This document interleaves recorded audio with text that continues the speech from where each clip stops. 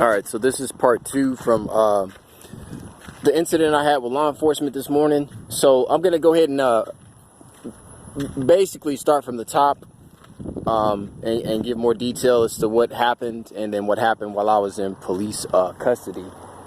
Pretty much, and here I am trying to make a video, and all of a sudden law enforcement shows up again. They're showing up again. Jeez. And this is the... Oh, it's the sergeant. How you doing, Sarge? Doing good, man. Oh, thank you so much. All right, man. I appreciate you. Be careful, okay? Thank you. All right, call us if you need us. Man. Yes, sir. Thank you. Don't let nobody come up on your attention. Okay. Thank you.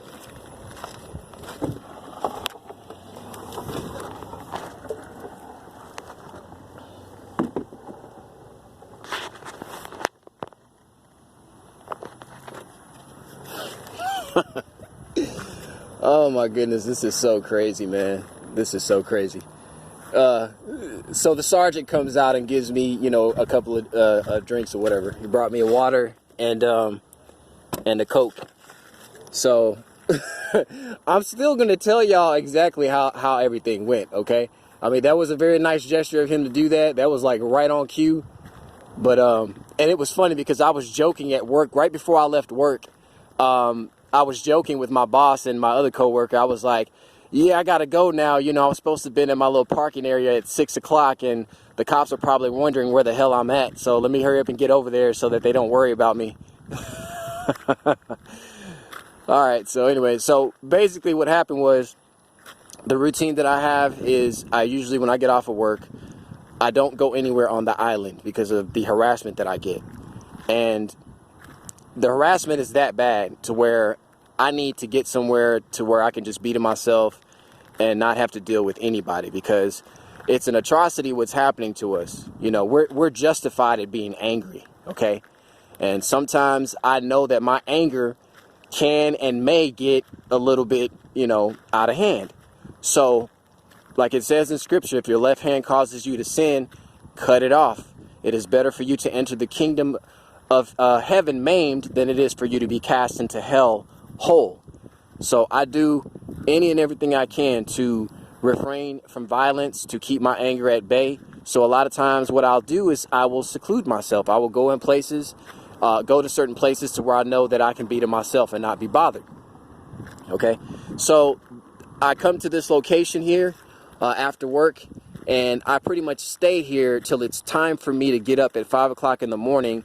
And then I migrate over to my job right in front of the building where my the mechanic shop is. My boss has given me permission to park there.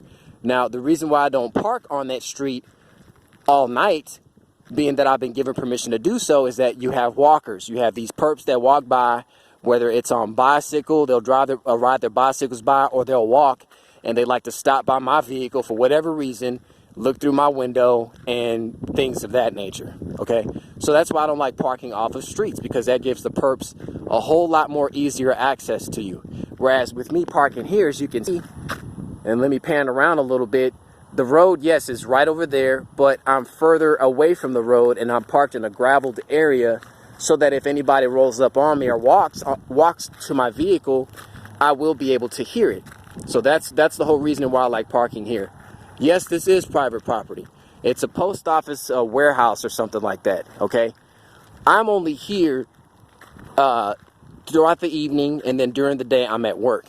Now, I get off at 6, of course, the sun is still out and things like that, but nobody has said I'm causing any problems. Nobody has said, like, I'm being an issue to anything. So why would these people or the police want to hinder that? You know, if I'm not doing anything wrong, I'm not a drug addict, I'm not in a gang or nothing like that, why not just leave me in peace?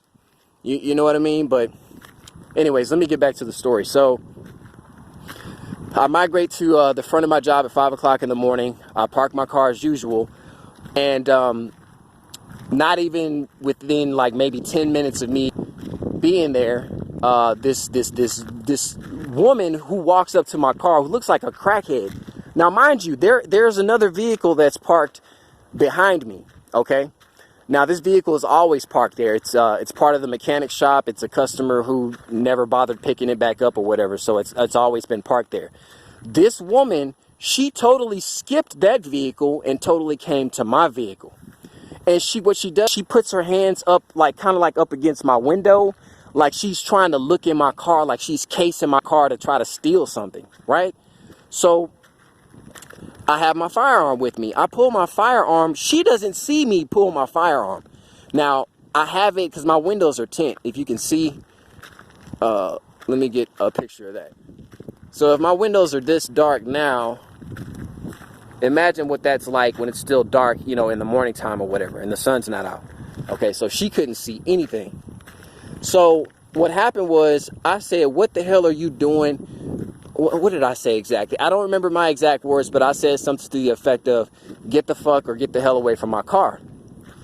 And she backs up, and she's like, she mumbles and she says something, and then she's like, oh, my bad, my bad. And then she walks off. She's still mumbling. And then this woman, she goes onto the other side of my vehicle. Now, mind you, again, I want to reiterate, this woman never saw my firearm. Okay, she never saw my firearm at all. I didn't even have it out in view within the vehicle. You know, I'm not going to say where I have my firearm because I don't need nobody knowing where I keep it, you know, while I sleep and stuff like that. But I had my hand on it just in case. So she walks around to the other side of my car. She walks around to the driver's side, okay? And she's obviously closer, the driver's side is closer to the street. And she starts mumbling and cussing and saying some other stuff. So I rolled down my window a little bit and I looked at her dead in her face and I said, "You better get your crackhead self away from my car." I think I said something to the effect of, "You better get your crackhead ass away from my car." Like that. And she's still mumbling stuff. And then at that point, before that point, actually, I had actually cocked my gun. But again, she didn't see no gun. She didn't see no gun or anything like that. So I had cocked it. So the next thing I know, she's still standing there just kind of like looking at me. And then she screams over to the person at Jack in the Box and she says, "Call the police. Can somebody call the police?" I'm like, here we go with this bullshit. So what she does is she goes across the street to the Shell station. And then I guess that's when she went to go call the police. Now, at that point, I'm thinking, okay, maybe the police are going to show up, maybe they're not. But then considering everything that I've dealt with, more than likely they'll show up. So I said, you know what? Let me go ahead and start making a video so I can give an account of what happened, you know, so just in case they show up, I can at least have my account on video in case something happens to me or whatever. So that's when I start making the video. Okay. So basically when the cops showed up, you know, they had me instructing me to get out the car, you know, with my hands out and all that kind of stuff. And the cop said, put the handcuffs on me. Went back to the first squad car. They were asking me if anybody was in the car. I didn't answer any of their questions. All I kept asking was, what crime have I committed? What am I being arrested for? You know, and he informed me, one of the cops informed me that I was being detained. Now, mind you, there was like 1, 2, 3, 4, 5, probably like maybe 7 police vehicles, police SUVs that showed up with a whole bunch of cops. So anyways, they put me in the first SUV, shut the door. They went to my vehicle, started opening up my vehicle and stuff like that, looking through my vehicle. Then the guy came back to the car. He started asking me more questions. I still would not answer any of his questions. I stayed silent. He then takes me out from the first SUV and then takes me to the back, further back of the squad car. So like I said, it was like 6 or 7 of them. So he took me all the way to the back and kept me in there. But once they actually did that, that's when I started to get a little bit more worried. I'm like, okay, why are they trying to get me out of view of my vehicle? Like, what are they trying to do? I've been informed by people on the island that some of these law enforcement like to plant things in your car. Okay, so that's what I was concerned about. I was like, okay, I hope that they're not trying to put something in my car to later try to, have me pulled over and then search my car again and then find some drugs or something. I don't do drugs. I've never done drugs. I don't smoke weed. I don't even really drink. Occasionally I might have, a beer here and there, but I'm not an alcoholic or anything like that. Don't take pills for anything or nothing like that. So if there ever is a situation to where drugs in my car, just know that they planted that in my car because I have nothing to do with that. So anyways, they put me in the very back of the squad cars or whatever, the last vehicle, I believe. And one of the cops, he comes back there and he's asking me again, you know, like he's trying to get my name and my information. He wants me to ID myself. And I continuously asked him, I said, sir, am I under lawful arrest? Because I'm not obligated to give you any identification if I am not lawfully under arrest. And all he told me was I was just being detained at the moment. I said, okay, well, I'm not, you know, until I get more information, you know, I'm not saying nothing else. So they finally get me out the car and they walk me back up to, the front to where my car was, and they unhooked me from the handcuffs. And then the sergeant, which was the guy that just came by and gave me the drinks, he, you know, he was trying to talk to me. He's always been very nice. You know, the first night that I met him, and he's on my previous videos that I did of the Galveston encounters or whatever, the Galveston Police Department encounters. He is on one of the first videos that I recorded of law enforcement here. So he's always been real cool or whatever. So I went on ahead and, I talked to him. This was after they got me out the cuffs and I wasn't being detained anymore or under arrest or anything like that. So I just went on ahead and told him, I was like, look, you know, this person's come up to my vehicle. My boss has warned me about there being a lot of thieves on the island, people that'll case your cars. My boss has had plenty of cars in front of his shop that have been broken into. And here I am at 5 o'clock in the morning. It's still dark out and you have this individual that's like looking off in my car. Like, you know, that would get anybody alert and concerned. And again, I'm not from here. So, you know, I had to do what I had to do to protect myself. I didn't tell him that, you know, I had my gun out or anything like that.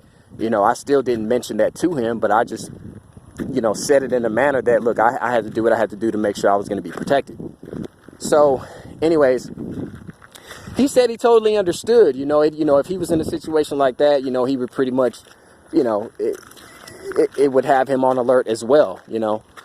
But so that was the end of that. You know, they let me go and all that. And I'm looking at these tire tracks here. It looked like somebody put like hearts, but there's a heart there and there's a heart there. So there's like two hearts. So somebody came through there. See, obviously I'm being watched and they're doing all this subliminal crap, and I just don't understand what the hell's going on exactly. But anyway, so that was the end of that. I didn't go to jail, nothing like that. They just cuffed me and put me in the back of the car. It was basically, to me, it seemed like it was like a psychological operation more so than anything else. And that chick that walked around the other side of my car, I guess what she was banking on was that I was going to maybe put my firearm out the window and point at her or something like that. Because the cops, I believe they were behind me the whole time. They were back off in the distance monitoring the whole situation. And I guess they were waiting to see if I was actually going to draw my firearm and point it at her, which was not necessary because she didn't pull any weapon out on me or anything like that. But again, being that I live out my vehicle and you have these weird individuals that like to come up to your car, you never know if it's going to be a psyop or if it's going to be a real deal type of situation. Maybe they should stop doing all these psychological operations, and a lot of us TIs wouldn't be on edge with trying to protect ourselves. You know, when you go through this so much, it's like, okay, what day is it going to be that they're actually going to be trying to kill you? So, anyways, but yeah, I continued my day. I went on to work. I told my boss about what happened, and, you know, he totally understood, you know, the situation and stuff like that, and that was the end of it. So, that's the truth of the matter. That's what happened. So, I didn't assault anybody. I didn't hurt anybody. I do have a right, and in the state of Texas, I don't know how it is in other states across the country, but your vehicle is an extension of your home. So the same means that you have to protect yourself within your home would be the same means, you know, as you are in your vehicle. You know, you have a right to have weapons in your vehicle. Even if you don't have a license to carry, it's not against the law for you to have weapons in your vehicle, you know. So that was that. So again, if they want to consider my actions to be irrational or unnecessary, well, I consider all these psychological operations irrational and unnecessary. Why are you trying to instill fear in people? Why are you trying to keep people at a very high stress level? Why are you trying to keep people on edge 24 hours a day, 7 days a week? How do you explain that? And a lot of people don't understand that a lot of these mass shootings that happen are a result of them being targeted. This is the same exact thing that they do to people that commit these mass shootings. They mess with these people, they poke at them, they provoke, until finally they just snap. For those of us that are going through this targeting thing, that have constantly been messed with every day for years and have not snapped, have not ended up in mental facilities or ended up in prisons or committed suicides, man, I say give yourself a pat on the back, because it has not been easy dealing with this stuff. It's not. You know, I don't know how I haven't lost my mind. I really don't. But there has to be a God, right? Because there's no way that I've done this on my own. Not at all. So I give all praises and glory and thanks to him for continuing to give me the strength to endure and get through this stuff. You know, it makes me stronger. The more I go through, the more I deal with.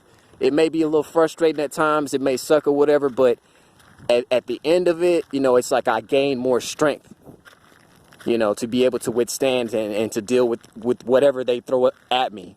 So, but anyways, I thank you guys for all your concern. I thank, you know, for the comments and stuff like that.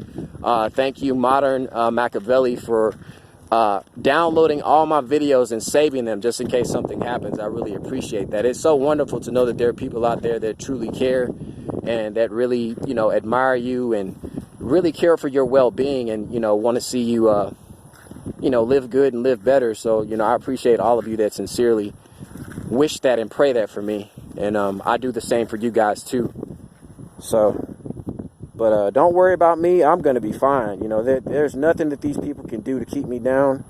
You know, all I know to do is to continue to fight. That's all I know to do. Not in the wrong way, but just surviving and standing my ground and being firm with my constitutional rights and things of that nature. You know, I'm always going to stand by that. You know, the things that's going on in this country, you know, it sucks, but I still love my country. You know, I still love this place. It's just screwed up psychotic people that you don't like. You know, this is a beautiful country. You know, that there's a lot of beautiful nature and there's just so much that I love about it. But you have these people that are constantly trying to tear this place down and cause chaos and, you know, destruction and keeping people at odds with each other. And it's sad. It really is. But, you know, it all goes in line with what the Bible says is going to happen. So if it didn't happen, then it made God a liar, right? And we know that he's not a liar. So, yeah, it's all this psychological crap. You know, look, the sergeant brought me something to drink. Doesn't that sound similar to the Friendswood Police when I made that video with the Friendswood Police? If y'all remember, those of you that have followed me for a long time, when I was at that church parked, and he approached me and asked me all these questions, trying to get my ID and all that, and I refused. And then later back that night, you know, I guess it was him that did it. He brought me the little drink with the pretzels and other little snacks or whatever. So it's funny, like they'll do that, but then they'll still continue to gang stalk. They'll still continue to send these idiots out. But you know something interesting? I heard one time I was in a gas station and I was having a conversation with I believe another TI, and I said something to the effect of, yeah, the police are paying these people to do this.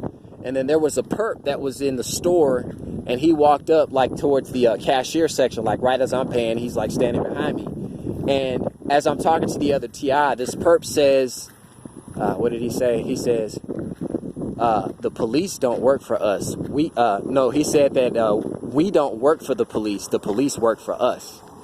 You know, he said it like that.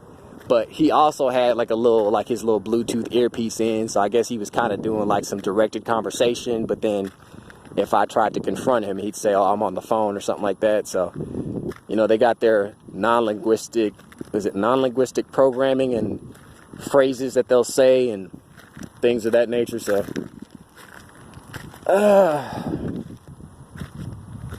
it's kind of realizing I'm probably talking a little fast, but this whole thing is just insane. Like, I really don't know. I just don't know what to think, you know. Every day I just thank God for keeping my sanity and just giving me what I need to get through. So, yep, that's what happened. So, just continue to keep faith in the Father. Keep Him first in all things, no matter what adversity you go through, no matter what you're having to deal with. Just always keep the Father first. You know, He will deliver you. You know, I tell the Father, I say to Him every time I have these encounters with law enforcement and they leave me or I get let go, I just say to Him, you know, I know that you see everything that's going on, Father, and, you know, I'm doing the best I can to get through. But, Father, I need you to give me strength. I need you to continue to strengthen me to deal with this, because I can't do this by myself. If I was relying on my own self to deal with this, I wouldn't have made it this far at all. I'd probably be in jail or probably be dead, to be honest with you.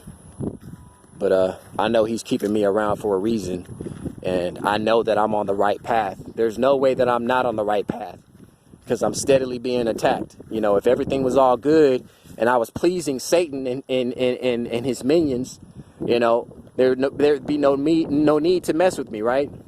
I'd have more peace, you know. But again, Satan is a trickster, you know. He doesn't love his followers. You know, he'll throw you under the bus in a second. So a lot of these people don't get or realize that, or they're just completely just given over to him. That, I don't know, some of them might feel like God won't, you know, take them back or something like that. You know, if you repent and ask for forgiveness and mean it in your heart and do the things necessary to show Him that you mean it in your heart, there's no way that the Father wouldn't forgive you. No way. You gotta mean it in your heart, and He'll know. Because He is a Father who searches the hearts. You know, He looks into your heart. He cares nothing about materialism or the physical. You know, He is a Father that is of spirit. You know, He looks into your heart. He searches the deep parts. So, anyways, I'm not a saint. I'm not perfect, but I strive. That's all I can do is just strive. Strive to do the right thing. Strive to just, you know, I don't love wickedness. I don't respect evil in no capacity. There's nothing that's going to get me to love wickedness or evil. You know, the things that these people do, the crimes that they've committed against us, you know, they're going to pay for it. And I just want to say on record that I forgive every single one of them. I don't hate. I may get a little frustrated. You know, I may lash out every once in a while. Justly so, but at the end of the day, I forgive each and every one of these people that have done me wrong, including law enforcement. And I've made comments on my YouTube stating that as well. So I just leave everything in the Father's hands. Whatever His will is, I accept, you know. So everyone has a purpose, even the wicked, you know, they're fulfilling the Father's prophecy by doing the things that they're doing to us. So everybody has their job and their role they have to play. But in the end, everyone, it's, what does it say in Scripture? Every knee shall bow on that day. Every knee. So, all right, I think I'm going to go ahead and end this. Oh, I hate when I end these videos, because right when I push that button to stop, it's like I'm always remembering something that I wanted to add, or something that was, you know, kind of important or whatever. But hopefully this is more inspiration and motivation for you guys. You know, I know some of you have lost your jobs. I know there's one YouTube individual, her channel is LAL or LAL, and I just want to let her know that the Father is with you. Continue to keep your head up. Don't let anything that these people do make you think that you're at a dead end, because that's what Satan does. He likes to paint this illusion that God is not going to be with you, or He's given up on you, or there's not going to be a way out of your current situation or mess. Don't believe that for 1 second, because if you believe it, then it'll manifest. You have to know, you have to go beyond belief in the Father. You have to know that He's there for you. You have to know that He's going to make sure that you're provided for. Throughout all my adversities, you know, I may still be living poor, but I can tell you I've never gone a day hungry unless I choose to fast. I've never gone a day to where I didn't have shelter out of the rain, or, you know, I didn't have something that the Father knows that I was going to need. He's always provided for me. It may not be, you know, what the rich people have, but I'm just so grateful to just have anything, you know, to be able to fill my stomach up with, and to have drink and stuff like that. You know, I'm just so humble and grateful for all the little things. I thank him for my fingers, my hands, my toes, my eyes, my ears. You know, I thank him for all that. And a lot of people take those things for granted. You know, one day you could have your hand, the next day it could be gone. You know, it's like people need to really take the time out to thank him for, you know, the things that we forget to thank him for. But anyways, so yeah, just keep your head up. You know, I pray for you. I pray for your daughter. And, you know, he's going to make a way for you. Just know it. Just know that in your heart. And you have people out there that love you that also pray for you as well. So you're good. The Father always provides for his children. You know, if he can make ways for the birds of the air to have food and drink, you know, you don't think that we're just as important or much more important than the birds of the sky? So, yeah. But, yep, hopefully I have a peaceful night tonight. I probably want to get some sleep. I'm probably going to go to bed a little early tonight because, especially what I went through earlier today, like I'm just kind of like, ugh. You know, my day was kind of like dragging a little bit. Like I felt kind of like tired. Like I probably need to take a nap, but I couldn't because I was at work. So I'm probably going to try to lay down early and just try to relax my mind and just pray that the Father can just comfort me and just, you know, and just keep me. So for all you wicked ones out there, you know, I just pray that you change before it's too late. And I will never respect your wickedness. I will never love your wickedness. Just know that you won't get no respect or love from me. You know, you continue to indulge in that wickedness. You know, that's, you know, workers of iniquity. It says in Scripture to not have no fellowship with any of such. So I stand firm by that. So before you try to preach love to me, you need to put the mirror in yourselves and figure out if what you're doing is really love. If what you're doing to us, delighting in someone else's suffering, you know, thinking that it's funny, laughing at us and mocking us, you know, your day will come. Trust me. I have not laid a finger on you. I don't have to. The Most High will take care of it. Let vengeance be the Lord's, because he will repay. That's his word, not mine. So when it happens to you, just think about that. All right.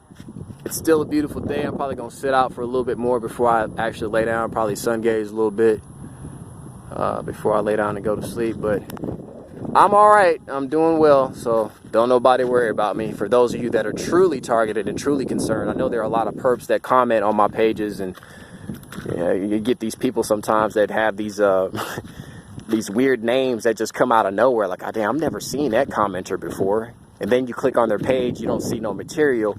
Or you'll click on their page, and what it is they'll have videos that they liked. You know how you can display your liked videos, or you can make them private. So what they'll do is they will make a comment, but really what they want you to do is click on their, they want you to click on their little, what is it called? The picture thing. So you can go, I'm at a loss for words, but the little picture thing that you click on to go to their page. And then what you'll see is you'll see their liked videos or a created playlist. And a lot of times they'll try to convey their subliminal messages to you to try to instill fear in you. So, you know, you might click on a tab. So I've been doing a lot of law enforcement videos. So you'll have a perp that'll come on there and make a comment like, oh, I'm so sorry you're going through this. You know, God bless you. And they do all the little emoticons. And then you click on their page and then it'll say something about, oh, cop kills black man for this, that, and the other. You know what I'm saying? To try to put that fear in you. So just like we have trolls that are on the outside trolling us and harassing us and persecuting us, you also have it electronically as well. So just be on the lookout for that. I know you TIs know what I'm talking about. They'll come on there and try to convey some message to get you afraid or in fear.